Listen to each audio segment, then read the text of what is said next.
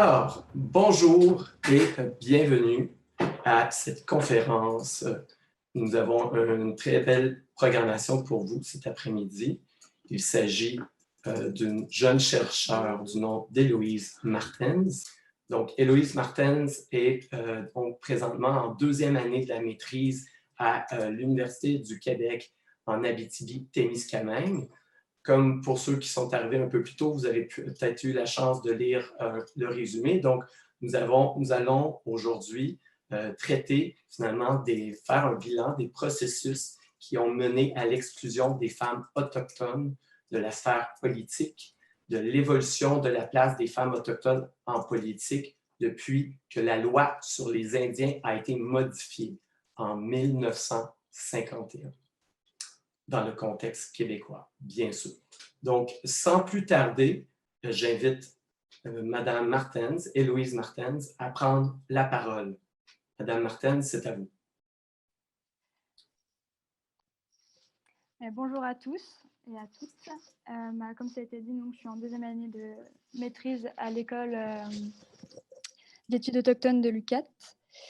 Donc, mon sujet de maîtrise porte sur l'implication politique des femmes autochtones.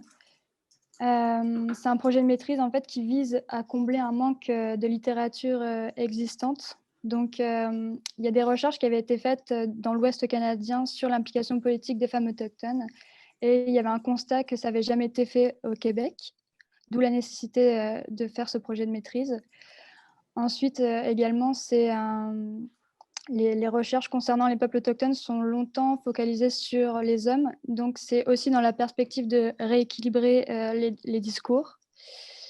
Et aussi, ce projet de thèse, donc moi, je suis sous la direction de Suzy Basile, et elle avait réalisé sa thèse à propos du rôle et de la place des femmes Atikamekw dans la gouvernance du territoire et des ressources naturelles. Et c'est au cours de sa thèse qu'elle s'est rendue compte de la nécessité de faire un sujet de recherche sur l'implication politique. Donc, c'est vraiment de sa thèse que découle ce projet. Et ça a également été une suggestion par les femmes élues aussi au Québec. Donc, ce projet de recherche a reçu l'appui du Rassemblement des femmes élues de l'Assemblée des Premières Nations du Québec et du Labrador. Et c'est aussi un projet de recherche qui a été financé par les fonds de recherche du Québec. Donc, avant de poursuivre, je vais vous partager mon écran. Tac.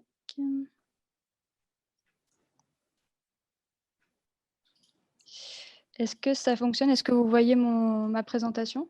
Ouais, ok. Tout à fait. Donc, avant de commencer, je voudrais remercier aussi Madame Christy Belcourt qui a gentiment accepté en fait, de me laisser emprunter une de ses peintures pour illustrer ma présentation. Donc, l'œuvre que vous pouvez voir actuellement, c'est Offerings to Save the World, qui a été fait en 2017 et que vous pouvez aller consulter sur son site. Donc, pour commencer, j'introduirai ma présentation en parlant des liens qui existent en fait entre le genre, le colonialisme et le territoire.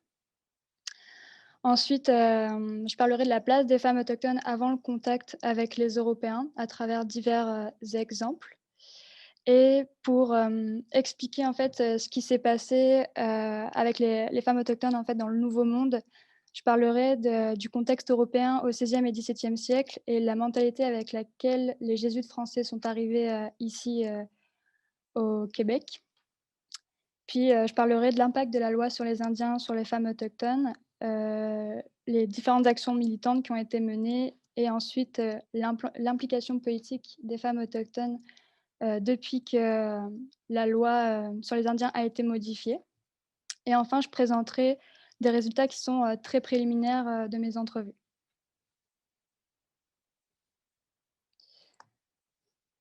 Donc, je vais commencer avec les liens entre le genre, le colonialisme et les territoires. Alors, pour commencer, il faut savoir que le colonialisme, c'est une logique d'élimination qui vise à détruire les ordres politiques, juridiques et économiques autochtones qui l'empêchent d'accéder aux terres et aux ressources. Or, en fait, les femmes autochtones avaient un rôle central dans la reproduction des sociétés par leur capacité à donner naissance et parce qu'elles étaient, et elles sont toujours, les principales agentes de la transmission de l'identité et de la culture. Donc en fait, pour les colonisateurs, les femmes, comme le territoire, enfin, la reproduction, la gouvernance, en fait, elle représentait en fait la gouvernance, la parenté autochtone, etc. En fait, tout ce que les colonisateurs avaient besoin de contrôler et de s'approprier. Donc, en fait, c'est pour ça que l'exploitation des femmes autochtones et de leur corps est inextricablement liée au processus d'exploitation et de dépossession des terres et des ressources autochtones depuis le premier contact. En fait, pour les colonisateurs, les femmes comme le territoire étaient quelque chose qu'on pouvait prendre, utiliser et s'approprier comme bon nous semblait. Donc c'est pour ça que les femmes ont souvent été les principales cibles de la conquête coloniale parce que il fallait anéantir leur pouvoir et l'influence en fait qu'elles exerçaient dans leur société afin de les déstabiliser et de consolider le contrôle colonial sur le territoire. Et une des conséquences, aujourd'hui, c'est que, bah, le génocide à l'encontre des femmes autochtones qu'on connaît au Canada et leur vulnérabilité à la violence est en fait un symptôme et une conséquence de cette dépossession territoriale. Donc maintenant, je vais, enchaîner avec, la place que les femmes autochtones occupaient, avant l'arrivée, des Européens. Je vais commencer en prenant l'exemple des femmes iroquoises qui a été, documenté par, Roland Viau et aussi à travers, le mémoire de maîtrise de Jeanne Strasbourg. Donc en fait, il y avait un système de mères de clan. Donc ces femmes choisissaient les leaders civils et spirituels. Elles avaient le pouvoir de destituer un chef. Quand il y avait des activités de guerre, si des prisonniers étaient faits, elles décidaient en fait de leur sort. Et elles participaient également aux délibérations, concernant si oui ou non, on allait en guerre. Ensuite aussi, il faut savoir qu'il y avait, une séparation. Malgré tout, il y avait une séparation genrée, des tâches.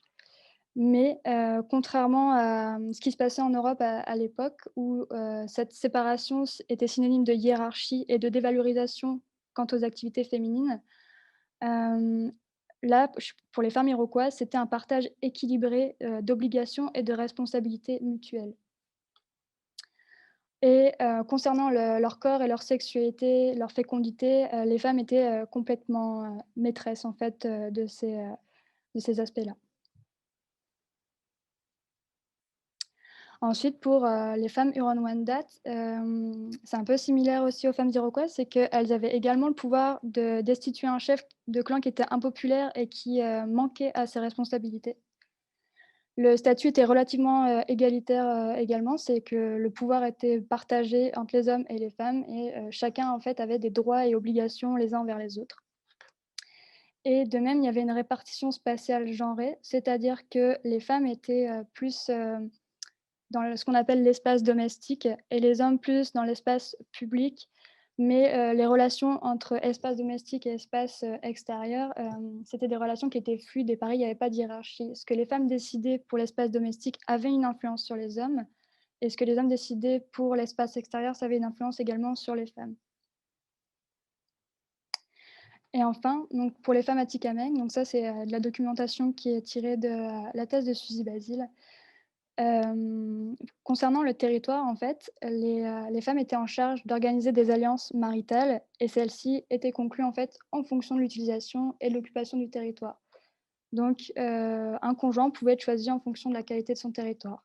Ça permettait de conclure, en fait, des alliances territoriales stratégiques et en ce sens, les femmes exerçaient une grande influence par rapport à la gestion du territoire et par rapport à l'organisation spatiale des activités traditionnelles.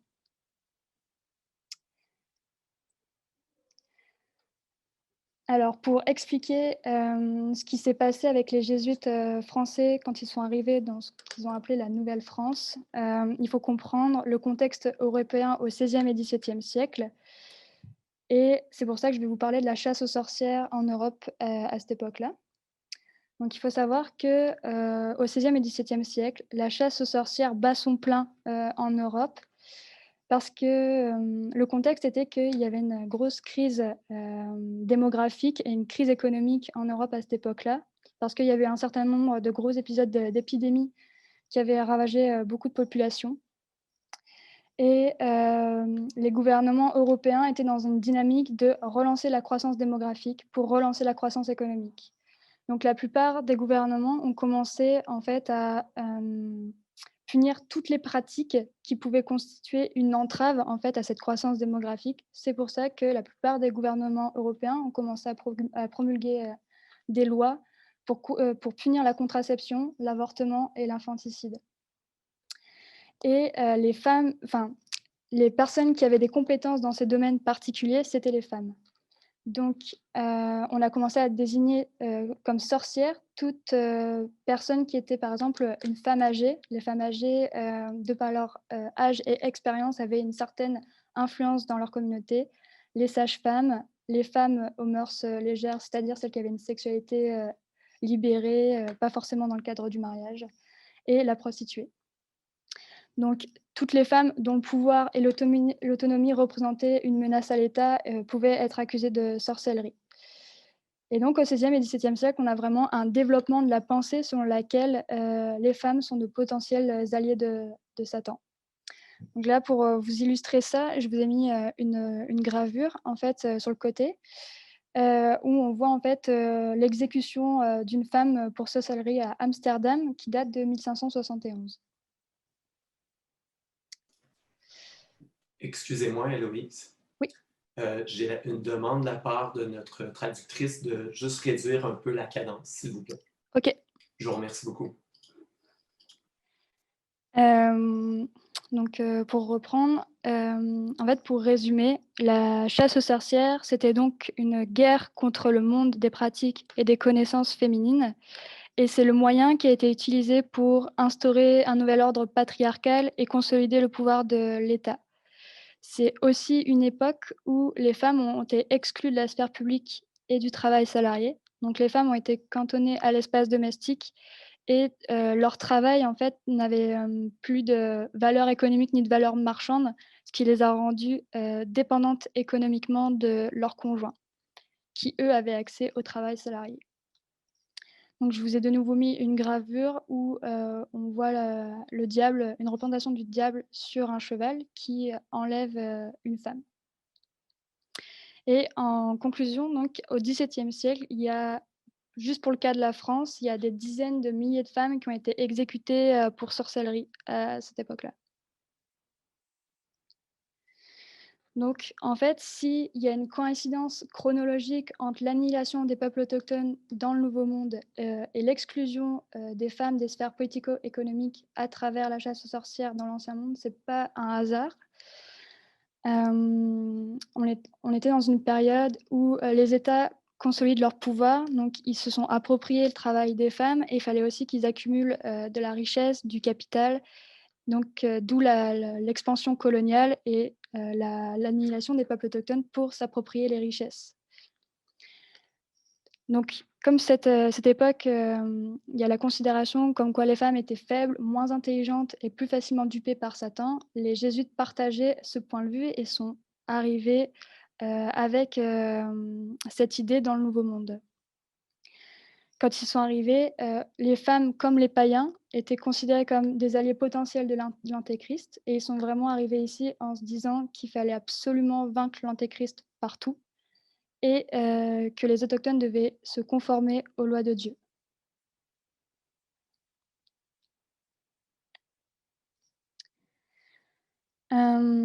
Donc là, ça me permet de faire la transition avec les jésuites français et l'attitude et l'impact qu'ils ont eu sur les femmes autochtones en arrivant en Nouvelle-France. Donc là, j'ai écrit les montagners Naskapi de cette façon. C'est pas moi qui l'écris comme ça, c'est la littérature que j'ai trouvée pour avoir des informations qui écrivait les montagners Naskapi de cette manière. Donc, concernant les montagners Naskapi et les Hurons, les jésuites français sont arrivés ici et ont fait le constat que les notions de propriété privée, d'autorité et de supériorité masculine n'existaient pas.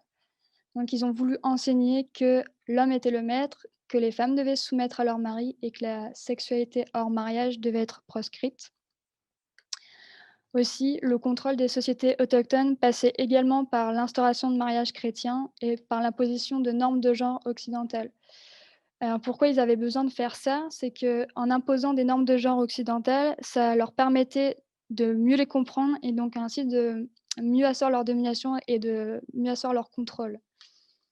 Et aussi, dans le contexte de la Nouvelle-France, il y avait le commerce des fourrures aussi à cette époque et c'était nécessaire pour les Français d'inculquer, leurs valeurs et d'apporter la chrétienté afin de faire des peuples autochtones des partenaires fiables pour le commerce, des fourrures.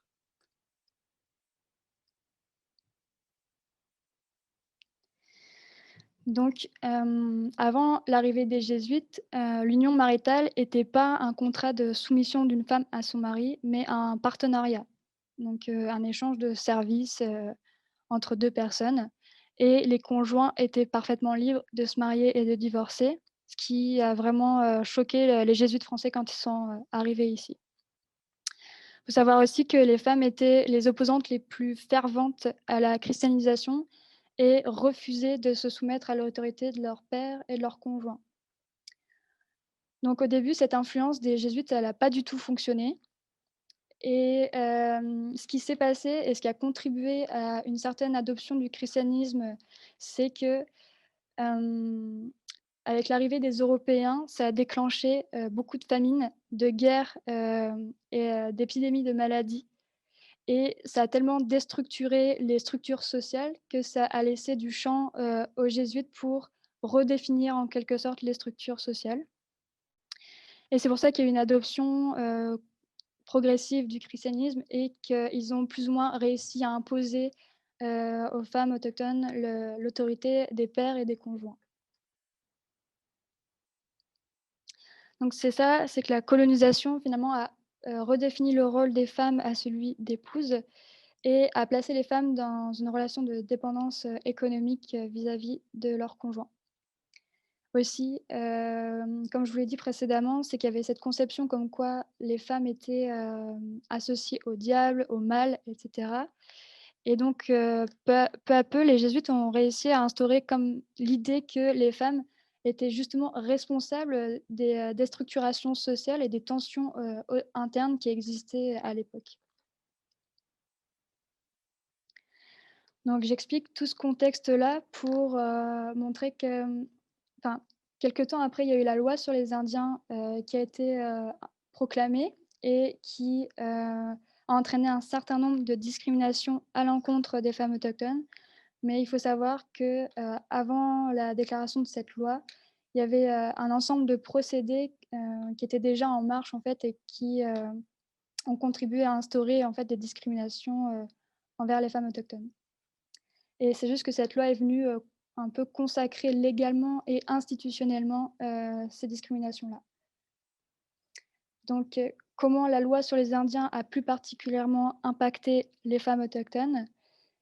Hem, non ne Enfin, concernant l'implication politique, c'est que ça les empêchait, de voter, de se présenter aux élections et même de parler lors des rassemblements publics. Aussi, ce qui a contribué, à l'exclusion, des femmes autochtones de leur communauté, c'est la perte, du statut à cause de l'article 12 B de cette loi. Donc en plus de perdre leur statut, elles perdaient également leur droit de propriété dans la réserve et aussi leur droit de participation aux affaires de la bande. Donc quelque part, le gouvernement colonial a imposé une gouvernance patriarcale et patrilinéaire, au sein des, sociétés autochtones et ça peut être considéré comme un féminicide des femmes, comme, formation et entité politique. Donc finalement, la loi sur les Indiens a démantelé les systèmes de gouvernance traditionnels et a amené les hommes autochtones à adhérer à un modèle politique patriarcal. Ce qui fait que ça a, entraîné, des problématiques, particulières pour les femmes autochtones, c'est qu'elles ont dû lutter sur 2 fronts. Non seulement elles devaient lutter contre l'État colonial et ses politiques imposées, mais aussi contre le patriarcat intériorisé des hommes et des structures politiques autochtones. Donc c'est pour ça que maintenant je vais vous parler du militantisme des femmes, autochtones. En 1985, il y a eu beaucoup de militantisme pour faire, amender, la loi sur les Indiens et mettre fin à la perte du statut. Donc, grâce à cette loi, les femmes ont pu retrouver, les femmes qui avaient perdu leur statut ont pu le retrouver. Cependant, cette loi, elle n'a pas mis fin à la discrimination. C'est-à-dire que, ces femmes-là ont pu retrouver leur statut, mais par exemple, si elles avaient, une fille qui, elle, se mariait à un homme, blanc ou non statué, qui ensuite avait des enfants, ces enfants-là ne pouvaient pas, avoir le statut. Donc ça fait que, ça a retardé le problème juste de 2 générations. Et il faut savoir aussi qu'à l'époque, donc il y avait des tensions entre les militantes, autochtones et les leaders masculins qui étaient peu favorables, au fait d'amender cette loi parce qu'ils avaient, entre autres, en fait, peur que, les hommes blancs arrivent dans les communautés.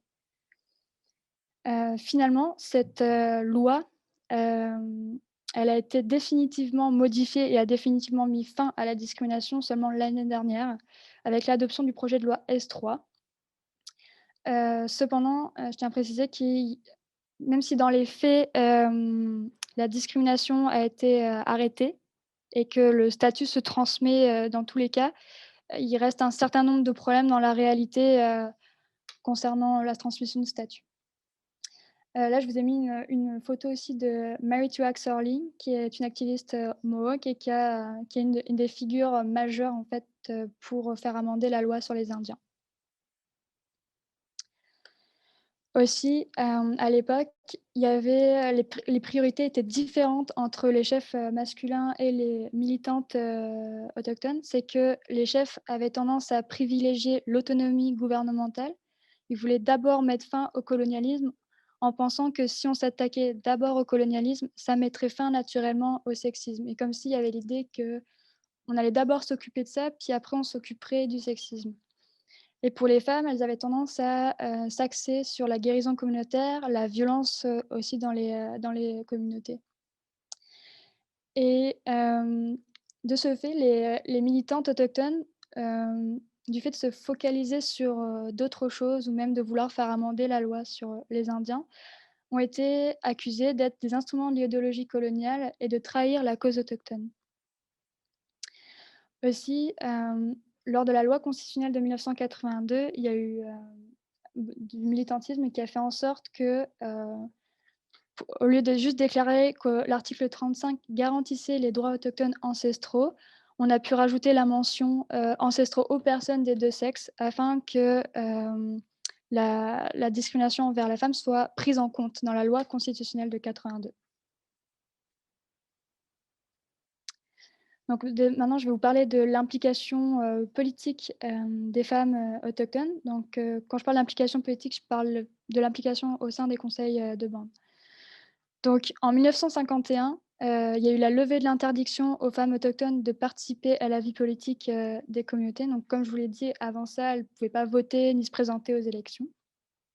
Et en fait, au Québec, les femmes autochtones ont assez vite, fait leur entrée, en politique. Donc en 1962, Marceline Canapé-Picard a été, élue à Pessamit de la nation Innu et il y avait eu d'autres conseillères avant elle. Il y a eu également, en 1963, Anna Awashish, qui a été élue à Obidjuan, de la nation Atikamekw. Ensuite, en ce qui concerne la chefferie, c'est plutôt dans les fin années 80-90 que les femmes ont été élues chefs. Donc, ça a commencé avec Violette Pachano en 89 à Chisazibi de la nation Cri, mais aussi Jocelyne Gros-Louis à Wendake de la nation Huron-Wendat. Et en 92, on a de nouveau Marceline Canapé-Picard qui a été élue chef à Pessamit. Donc actuellement, en 2020, l'implication politique des femmes autochtones, ça donne ça. Au Québec, on est à 83 femmes conseillères sur 236 et pour les chefs, c'est 6 femmes chefs sur 41. Alors je mets un peu de réserve sur ces chiffres parce qu'ils datent de cet été et je sais qu'il y a eu des élections, depuis. Il faudrait que je redemande, les chiffres au gouvernement, c'est pas évident. Et aussi, à l'échelle du Canada, à titre de comparaison, il y a 840 femmes conseillères sur 3046 et 133 femmes chefs sur 701. Donc Si on mélange les femmes conseillères et les femmes chefs pour le Québec et le Canada, on a des proportions assez équivalentes et donc elles sont, assez minoritaires. Tac. Et donc, désormais, je vais vous parler, des résultats qui sont très préliminaires de mes entrevues. On a prévu de réaliser entre 16 et 18 entrevues avec ma directrice et pour l'instant, on en a réalisé une dizaine, que je ne peux pas encore présenter vraiment les entrevues parce qu'il faut, vérifier les résultats avec les personnes interviewées et voir si, ce qu'on a retenu, c'est fidèle à leurs propos. Mais je peux vous quand même présenter quelques points. Donc, par rapport au leadership, ce qui a été beaucoup mentionné dans les entrevues jusqu'à maintenant, c'est que, la manière, qu'elles avaient d'aborder le leadership et les différences qu'elles ont relevées, les femmes ont parlé qu'elles écoutaient beaucoup, leurs émotions et contrairement aux hommes qui avaient tendance à vraiment, privilégier, la rationalité, c'est vraiment les termes employés et mettaient, vraiment un frein, au fait d'écouter, leurs émotions. Et on retrouve, un peu ce que j'avais dit précédemment, c'est que les priorités sont différentes. Pour les femmes, ça a tendance à être la sécurité communautaire, tout ce qui touche aux enfants, à l'éducation, à la santé, au bien-être collectif, alors que les hommes vont avoir tendance à plutôt privilégier la sécurité territoriale et les ententes avec les gouvernements.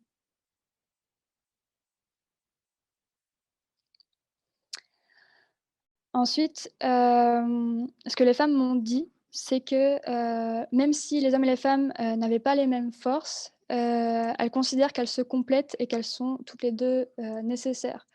Pour, illustrer un peu ce point, c'est qu'il y a un exemple qui a été donné, c'est l'exemple du canot. Donc, l'exemple du canot, c'est par exemple dans un canot, il va y avoir, l'homme à l'arrière du canot qui va, pagayer pour faire avancer le canot et la femme à l'avant pour, guider et les enfants au milieu. Donc c'est un peu ça la vision des différentes responsabilités.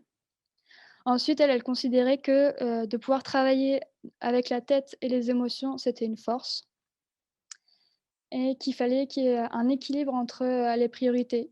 Qu'il fallait, pas privilégier, certains, enjeux comparés à d'autres et que tout devait être, considéré au même titre et elles avaient également pour, vision que toute la communauté doit pouvoir, participer et que tout le monde a le droit de parole concernant les enjeux, des communautés. Elles m'ont aussi beaucoup parlé, de leur vision du territoire. Donc, pour reprendre leurs paroles, quand elles parlaient du territoire, elles expliquaient que le territoire, c'est plus qu'un droit, mais un lien d'appartenance. Que c'est également notre âme, l'âme de nos ancêtres, des femmes qui ont accouché dans le bois et des femmes qui font de la politique aujourd'hui. C'est également un lieu où on évolue ensemble, qui l'on enfin, peu importe qui l'on est, qu'on soit femme, homme, enfant, handicapé et cetera. Elles ont également mentionné qu'il fallait prendre soin de la terre-mère car elle nourrit tout le monde, autant matériellement que spirituellement et en ce sens, les enjeux territoriaux concernent tout le monde. Et aussi que les, décisions politiques, devaient prendre en compte l'impact sur le territoire parce qu'il faut en prendre soin.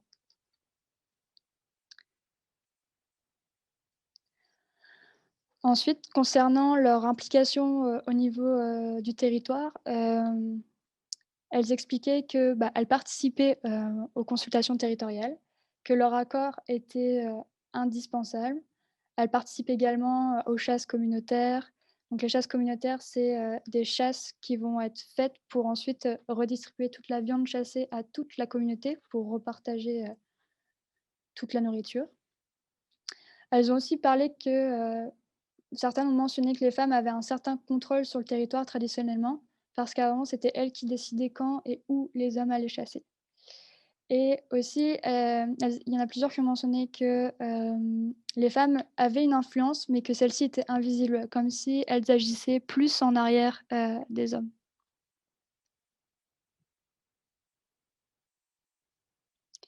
Enfin, on a relevé un certain nombre d'obstacles, à l'implication politique et territoriale des femmes.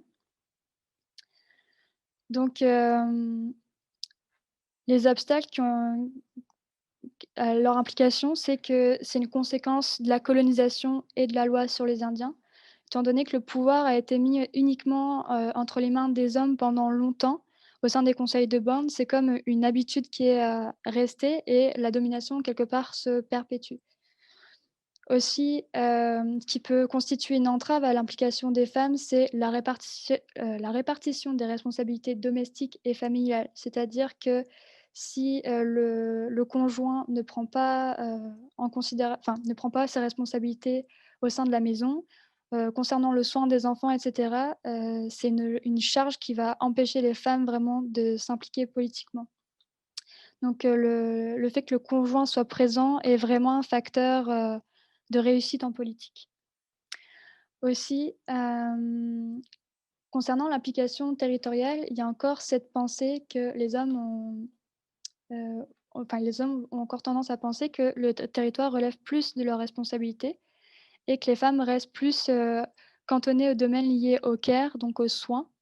Donc ça, cette pensée-là, ça peut être un obstacle aussi à leur implication et les femmes ont aussi mentionné que les hommes s'occupaient de la chasse au gros gibier, du territoire, que c'était les pourvoyeurs de la famille, alors que les femmes s'occupaient de la petite chasse, du campement et du soin des enfants. Or, aujourd'hui, les rôles sociaux ont changé et les femmes sont les pourvoyeuses de la famille et en fait, les hommes veulent plus garder leur place, en politique et c'est une mentalité qui est, encore présente. Donc comme j'ai dit avant, les femmes, en fait, donnent leur avis mais ont tendance à plus rester, en arrière. Donc, pour finir, en fait, cette, recherche, elle a pour but de documenter l'implication politique des femmes autochtones au Québec, d'identifier les facteurs favorisant ou entravant leur implication politique et leur participation aux enjeux territoriaux et à la suite de ça, après étude des entrevues, donc avec ma directrice, Suzy Basile et avec la concertation, des femmes élues et cetera, le but, c'est de formuler une liste de recommandations afin d'établir un plan d'action pour, justement favoriser l'implication politique des femmes. Donc c'est tout pour moi. Merci pour, votre attention et si vous voulez voir d'autres œuvres de Chrissy Belcourt, je vous conseille d'aller, consulter, son site et aussi, je vous mets, ma bibliographie pour, les gens que ça intéresserait de se renseigner un peu plus sur, les propos que j'ai eus ou les aspects que j'ai abordés. Merci beaucoup, Héloïse. C'est nous qui te remercions pour cette présentation vraiment intéressante. Avant de passer à la période de questions, je veux d'abord et avant tout juste relever là, un commentaire qui a été écrit dans le fil conversation par Janice Ottawa au moment où vous parliez du territoire. Janice dit qu'il y a beaucoup de médecine en territoire, c'est important. Donc, je voulais juste partager ce commentaire-là avec vous. Avant de passer à la période de questions où toutes les personnes présentes vont être conviées à poser leurs questions, je vous rappelle que vers la fin de la période, nous allons afficher à votre écran un sondage auquel je vous invite à participer. Donc, c'est très simple. Il va apparaître à votre écran tout simplement. C'est 3, 4 questions. C'est à choix de réponse. Donc, vous cliquez, vous soumettez et c'est tout. Ce n'est pas plus compliqué. Donc, oui, j'ai une demande ici. On me rappelle si vous pouviez, Héloïse, arrêter le partage d'écran. OK, excellent. Super. Okay. Merci beaucoup.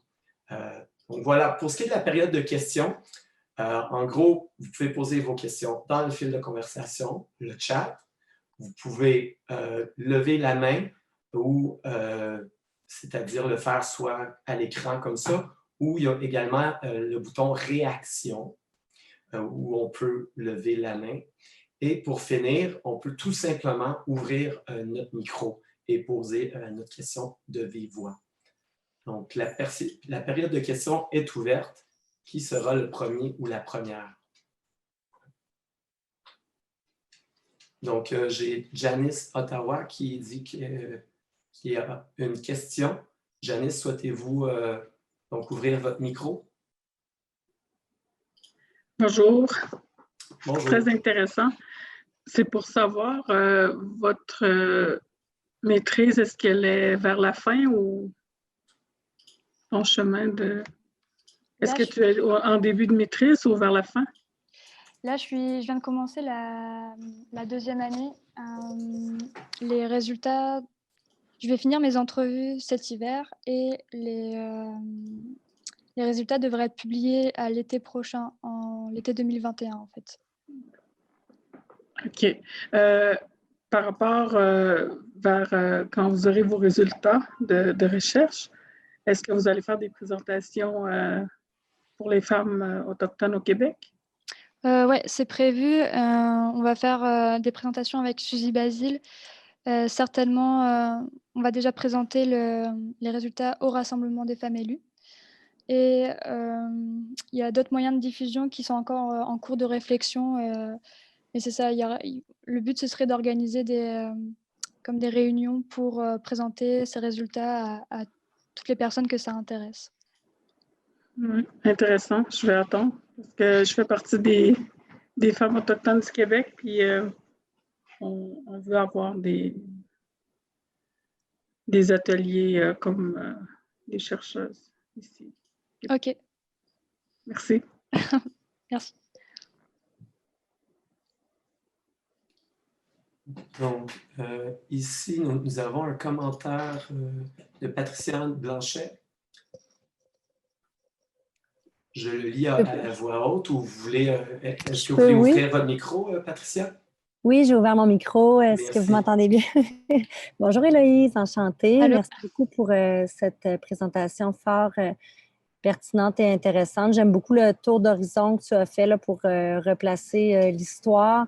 Le lien avec l'Europe aussi me paraissait quand même intéressant là, de voir comment la colonisation et bon, la chasse aux sorcières a pu avoir une influence sur la période d'assimilation et justement le fait que ça a pu brimer les droits des femmes autochtones. Ma question, moi, peut-être pour m'introduire un petit peu, Madame Basile, j'ai eu la chance qu'elle a supervisé mon examen de synthèse au doctorat. Je suis à l'Université de Sherbrooke.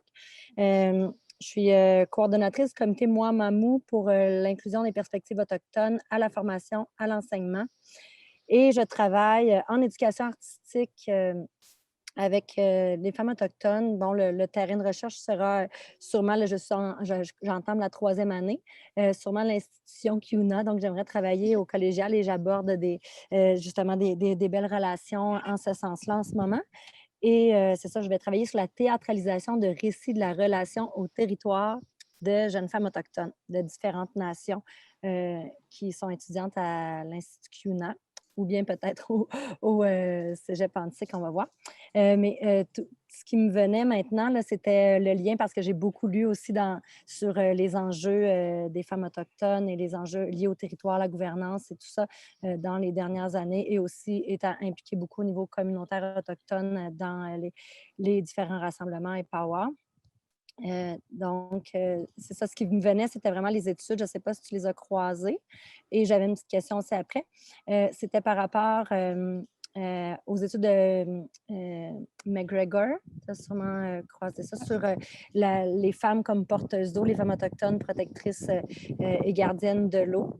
Je trouvais que ça va sûrement... En fait, ce que je disais, c'est que ça va sûrement sortir dans les réponses que tu auras dans tes entrevues. Et également, là, il y a justement Femmes autochtones du Québec qui avait publié un rapport là, sur les enjeux climatiques qui vraiment cite plusieurs auteurs qui travaillent sur l'importance de documenter la richesse des savoirs botaniques des femmes autochtones.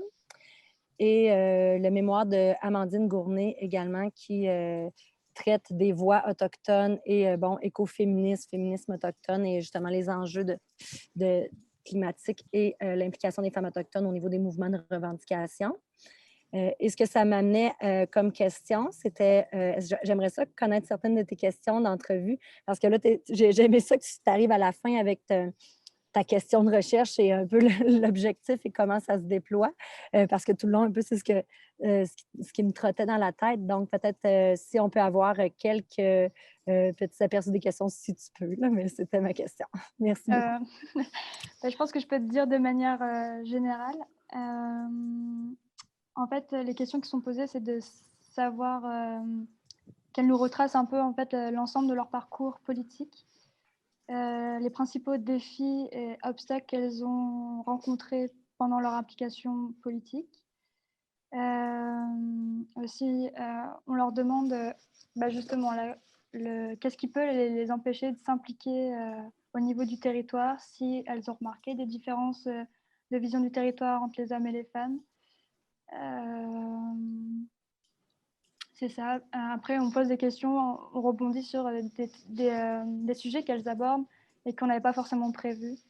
Donc, c'est plus ou moins ça. Super, ça donne un bel aperçu de voir qu'est-ce qui va jaillir de ta recherche. C'est un très beau projet de recherche, je te félicite. Puis, tu es privilégiée d'être dirigée par Mme Basile. Merci beaucoup. Merci, Patricia-Anne, pour votre commentaire et votre question. On a Miran Newashish, étudiante donc à Kiuna, qui souhaiterait également poser une question. Miran? Je voulais juste savoir c'est quoi tes choix d'échantillons puis de population là. En gros, je voulais savoir si c'est assez représentatif. Alors, en fait, le choix d'échantillons, c'est on n'a pris que les femmes des Premières Nations. Donc, les femmes inuites ne seront pas abordées parce que, comme il n'y a pas eu la loi sur les Indiens, ce n'est pas exactement les mêmes circonstances. Donc, il faudrait qu'il y ait un projet de recherche, en particulier sur les femmes inuites. Et aussi, les femmes Mohawk ne sont pas inclus non plus, mais juste parce que ça a déjà été documenté dans un projet de mémoire il y a 2 ans par Jeanne Strasbourg, justement. Donc, après, c'est toutes les communautés, toutes les nations du Québec vont être représentées. Donc, que ce soit les Cris, les Inuits, les Atikamekw, vraiment, toutes les Premières Nations, normalement, devraient être présentes à la fin.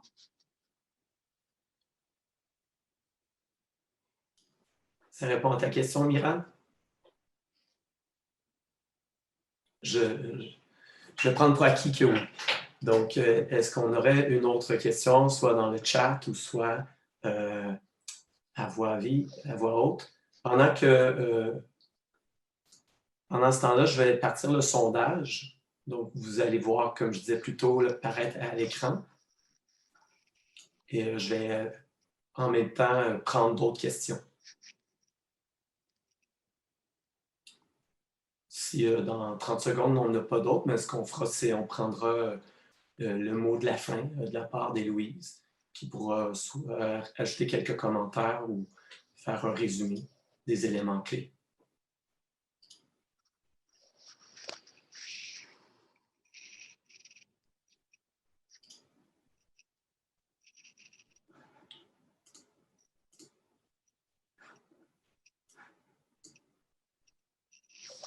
Donc, je prends pour acquis qu'il n'y a pas d'autres questions.